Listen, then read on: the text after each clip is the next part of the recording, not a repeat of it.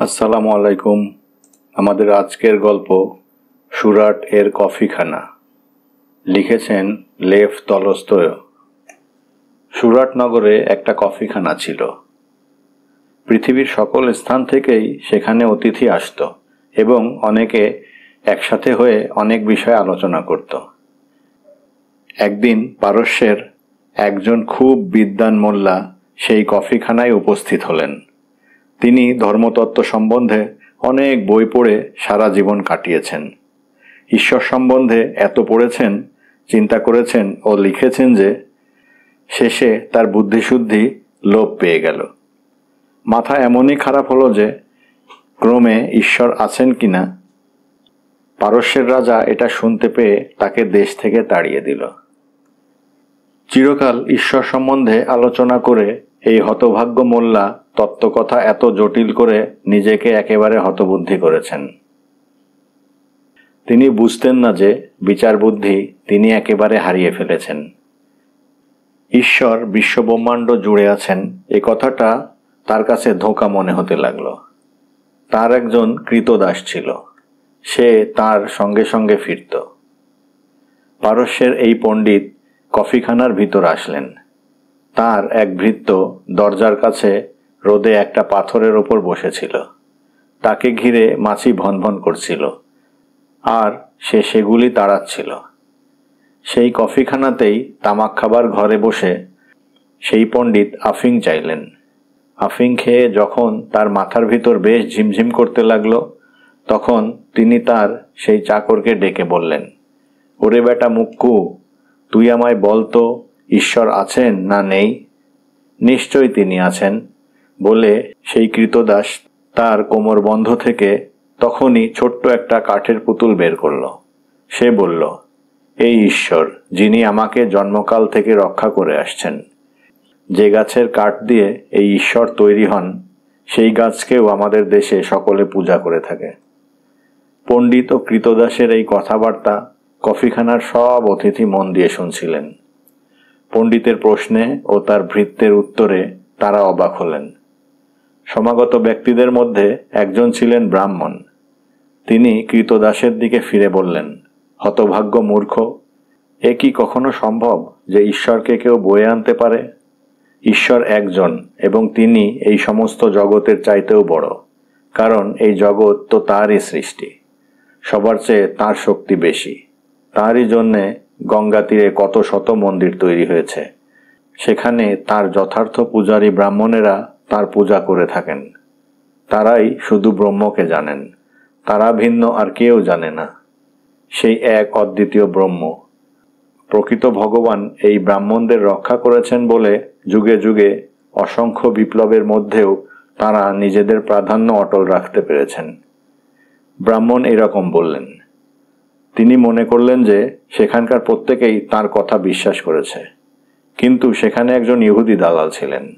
তিনি ব্রাহ্মণকে বললেন, না, প্রকৃত ভগবানের মন্দির ভারতবর্ষে না, কিংবা তিনি ব্রাহ্মণ জাতিকে রক্ষাও করেন না। প্রকৃত ভগবান ব্রাহ্মণদের ভগবান নন। তিনি হচ্ছেন আব্রাহাম, আইজাক ও জ্যাকবের ঈশ্বর। তিনি তার বাছাই করা প্রিয় ইসরায়েলদের ছাড়া আর কাউকেই রক্ষা করেন না। জগতের সৃষ্টি অবধি কেবল আমাদের জাতি তার প্রিয় হয়েছে। আমরা এখন পৃথিবীর এখানে সেখানে ছড়িয়ে পড়েছি বটে, কিন্তু তা তিনি করেছেন শুধু আমাদের পরখ করবার জন্যে। নানা জায়গায় ছড়িয়ে থাকলেও তিনি প্রতিজ্ঞা করেছেন যে একদিন সকলকে জেরুজালেমে জড়ো করবেন।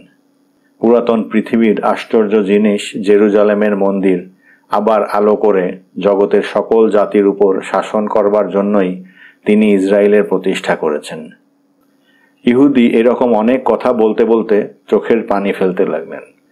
তিনি আরও বলতে যাচ্ছিলেন, কিন্তু একজন ইটালির পুরোহিত সেখানে ছিলেন।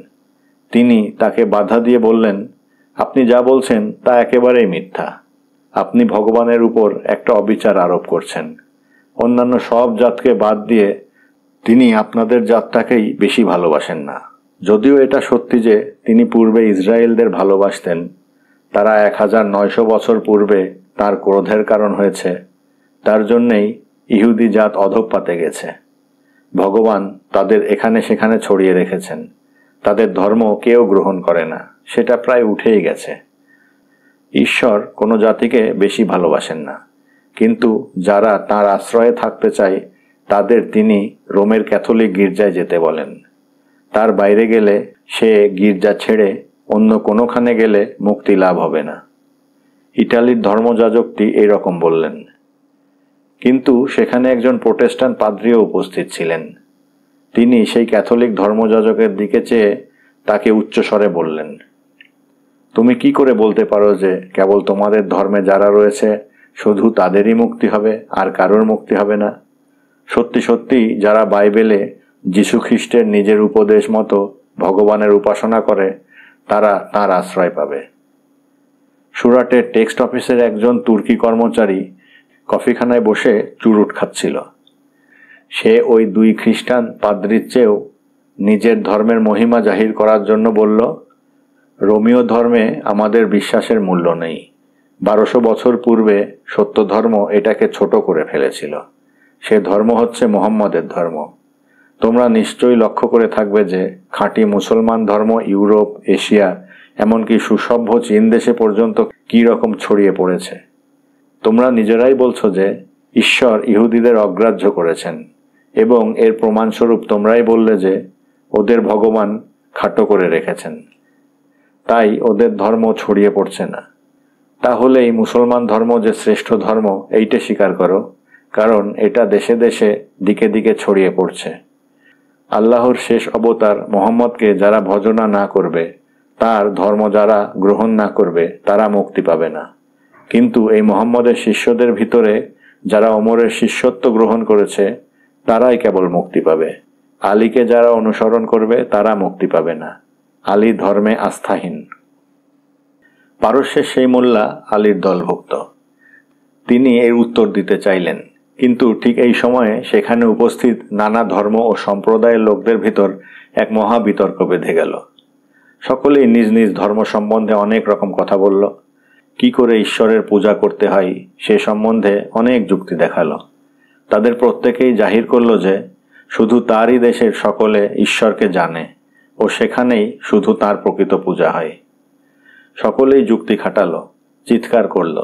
একজন চীনবাসী চীনের দার্শনিক মহাপণ্ডিত কনফিউসিয়াসের শিষ্যতর্কে যোগ না দিয়ে কফিখানার এক কোণে বসে চা পান করছিলেন এবং সকলের যুক্তিতর্ক শুনছিলেন। শুধু তিনি নিজে কোনো কথা বললেন না। তুর্কি তাকে দেখতে পেয়ে বলল, আমি যা বলছি তাতে আপনার মত দিতে পারেন। আপনি চুপ করে বসে আছেন, কিন্তু আমি বুঝতে পারছি যে যদি আপনি কিছু বলেন তাহলে আমার মতটাই আপনি স্বীকার করবেন। আপনাদের দেশ থেকে যে সকল ব্যবসাদার আমার কাছে সাহায্যের জন্য আসে তারা বলে থাকে যে যদিও চীনে নানান ধর্মের চলন আছে, তবুও চীন দেশের লোকেরা এটাকেই সবচেয়ে বড় মনে করে এবং ইচ্ছা করে নিয়ে থাকে। তাহলে আপনি আমার মতে সায় দিন এবং প্রকৃত ঈশ্বর ও তার অবতার সম্পর্কে আপনার মত আমাদের জানান। সেখানে যারা দাঁড়িয়েছিল সেই চীনাবাসীর দিকে ফিরে তাকালো। হ্যাঁ হ্যাঁ, এই সম্বন্ধে আপনি কি মনে করেন বলেন, আমরা শুনি। দার্শনিক কনফিউসিয়াসের শিষ্য সেই চীনাবাসী চোখ বুজে কিছুক্ষণ ভাবলেন। তারপর চোখ খুলে ঢিলে জামার ভেতর থেকে হাত বের করে 2 হাত জোড় করে বুকের উপর রাখলেন ও নরম গলায় বলতে লাগলেন, মহাশয়গণ, ধর্ম বিষয়ে যে একের সঙ্গে অন্যের মিল হয় না তার প্রধান কারণ হচ্ছে অন্তঃসারশূন্য একটা অহংকার। যদি আপনারা শোনেন তাহলে উদাহরণরূপে একটা গল্প আপনাদের বলবো, তাতেই আপনারা খুব ভালো করে এটা বুঝতে পারবেন। আমি চীন দেশ থেকে এখানে ইংল্যান্ডের একটা জাহাজে চড়ে এসেছিলাম। সেই জাহাজখানা সমস্ত পৃথিবী ঘুরে এসেছে। সুমাত্রা দ্বীপের পূর্ব উপকূলে পানীয় জলের জন্য আমরা নামলাম। তখন বেলা দুপুর। আমাদের অনেকে সেখানে নেমে সমুদ্র তীরে নারিকেল গাছের ছায়াতে বসেছিল। কাছেই একটা গ্রাম ছিল। আমাদের দলে ভিন্ন ভিন্ন জাতীয় লোক ছিল। আমরা সেখানে বসে আছি, এমন সময় একজন অন্ধ আমাদের কাছে এলো। তারপর আমরা জানতে পারলাম যে সূর্যটা কি তাই জানবার জন্য সে অনেকক্ষণ ধরে একভাবে সূর্যের দিকে এক দৃষ্টে তাকিয়ে থাকত। এটা বের করবার জন্য সে বহুদিন সূর্যের দিকে চেয়ে থেকেছে, কিন্তু তাতে এই ফল হলো যে অত্যন্ত প্রখর আলোয় তার চোখ খারাপ হলো আর সে একেবারে অন্ধ হয়ে গেল। তারপর সে ভাবল, সূর্যের আলো তরল জিনিস নয়। যদি এটা তরল জিনিস হতো তাহলে একটা পাত্র থেকে আর একটা পাত্রে ঢালা যেতে পারত। ও হাওয়ায় পানির মতো নড়ত। এটা আগুনও নয়, কারণ আগুন হলে পানিতে নিভে যেত। এটা আত্মাও নয়, কারণ দেখতে পাওয়া যাচ্ছে কোনো বস্তুই তা নয়। সুতরাং এটা আসলে কিছুই নয়। এই হলো তার যুক্তি। ক্রমে অনবরত সূর্যের দিকে চেয়ে চেয়ে এবং এই নিয়ে চিন্তা করে করে তার যুক্তি ও দৃষ্টি দুই লোপ পেয়ে গেল। তারপর সে যখন একেবারে অন্ধ হলো তখন তার খুব বিশ্বাস হলো যে সূর্য নেই। এই অন্ধ লোকটির সঙ্গে একজন চাকর এসেছিল। সে ওই অন্ধ লোকটিকে একটা নারকেল গাছের ছায়ায় বসিয়ে রেখে মাটি থেকে একটা নারকেল কুড়িয়ে নিয়ে তা থেকে রাতের জন্যে আলো তৈরি করতে আরম্ভ করল। নারকেলের ছোবড়া থেকে একটা পোলতে তৈরি করল। শেষে শাঁসটা পিষে খানিকটা তেল বের করে পোলতেটা তাতে ভেজালো। চাকরটি যখন বসে বসে এই কাজ করছিল, অন্ধ লোকটি একটা দীর্ঘ নিঃশ্বাস ফেলে তাকে বলল, আচ্ছা, আমি যে বলছিলাম সূর্য নেই, সেটা কি ঠিক নয়? দেখতে পাচ্ছ না কি রকম অন্ধকার? তবু লোকে বলে যে সূর্য আছে। আচ্ছা, সূর্য যদি থাকেই তাহলে সেটা কি? চাকর বলল, সূর্য কি তা আমি জানি না, ওতে আমার কোনো দরকারও নেই। তবে আলো কি তা আমি জানি। এই তো একটা আলো তৈরি করেছি, এই দিয়েই আপনার কাজ করি। অন্ধকারে কোনো কিছু খুঁজে বের করতে হলে এর সাহায্যে বের করে এনে আপনাকে দেই। একজন খঞ্জ লাঠি নিয়ে কাছেই বসেছিল। সে এই কথা শুনে হাসতে হাসতে বলল, স্পষ্ট দেখতে পাওয়া যাচ্ছে তুমি চিরকালই অন্ধ। সূর্য কি তাও তুমি জানো না? শোনো তবে, সূর্য হচ্ছে একটা অগ্নিপিণ্ড বা অগ্নিগোলক। রোজ ভোরে সমুদ্র থেকে সেটা ওঠে, আর রোজই সন্ধ্যার সময় আমাদের এই দ্বীপের পশ্চিম দিকের পর্বত গহ্বরে ডুবে যায়। আমরা সকলেই দেখেছি। তোমারও যদি চোখ থাকতো তুমিও তাহলে দেখতে পেতে। একজন জেলে মন দিয়ে এইসব কথাবার্তা শুনছিল। সে বলল, নিশ্চয়ই তুমি কখনো নিজ দেশ ছেড়ে অন্য কোথাও যাওনি, দেশের বাইরে গিয়ে কিছুই দেখনি। তুমি যদি খোঁড়া না হতে আর আমার মতো জেলে ডিঙিতে করে বেরুতে, তাহলে তুমি দেখতে পেতে যে আমাদের দেশের পর্বতগুলির ভেতরেই সূর্য অস্ত যায় না। যেমন রোজ ভোরে সমুদ্রে সূর্য ওঠে, তেমনি আবার রোজ সন্ধ্যার সময় সমুদ্রে ডুবে যায়। এই ঘটনা খাঁটি সত্য, আমি রোজই নিজের চোখে দেখি। তখন আমাদের জাহাজের একজন ইংরেজ নাবিক বলল, সূর্যের গতিবিধি সম্বন্ধে আমাদের ইংল্যান্ডের লোক যত জানে এত আর কেউ জানে না।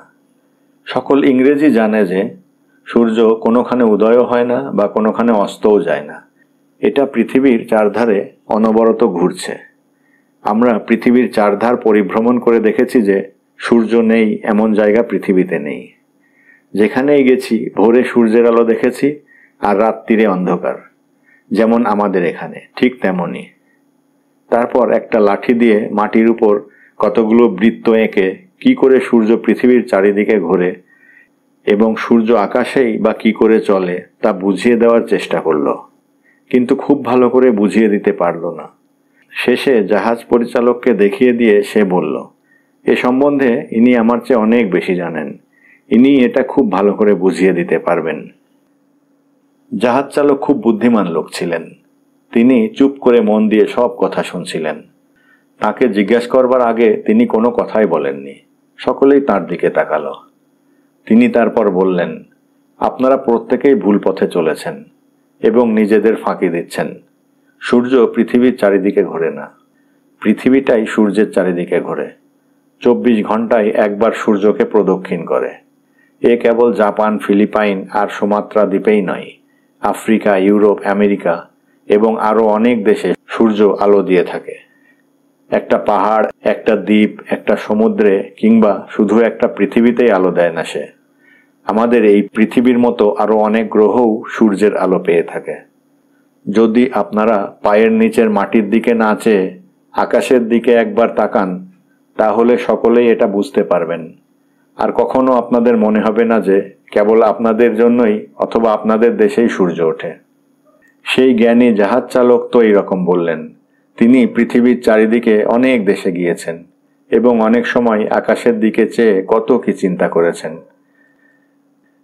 কনফিউসিয়াসের শিষ্য সেই চীনা দেশীয় ভদ্রলোক তারপর বলতে লাগল, ধর্ম সম্বন্ধেও ঠিক এই কথাই খাটে। অহংকারই মানুষের ভিতর ভুল ও কলহের সৃষ্টি করে। সূর্য যেমন সব জায়গায় আলো দেয়, ঈশ্বরও তেমনি সব জায়গাতেই আছেন। প্রত্যেকেই মনে করে ঈশ্বর তার নিজের, অন্তত তার নিজের দেশের।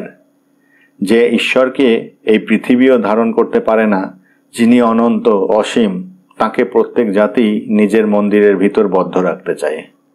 সকল মানবকে এক বিশ্বাস ও এক ধর্মে বদ্ধ করবার জন্যে স্বয়ং ঈশ্বর যে উপাসনালয় তৈরি করেছেন, তার সঙ্গে অন্য কোনো উপাসনালয়ের তুলনা চলে কি? ঈশ্বরের এই মন্দির হচ্ছে এই জগৎটা। এই উপাসনালয়ের আদর্শ নিয়েই মানুষ উপাসনালয় তৈরি করেছে। প্রত্যেক উপাসনালয়েই ছাদ আছে, আলো আছে, ছবি কিংবা কারুকার্য আছে, অনুশাসন লিপি আছে, শাস্ত্র আছে, বলি বেদি, পূজা নামাজ, পূজারীও আছে।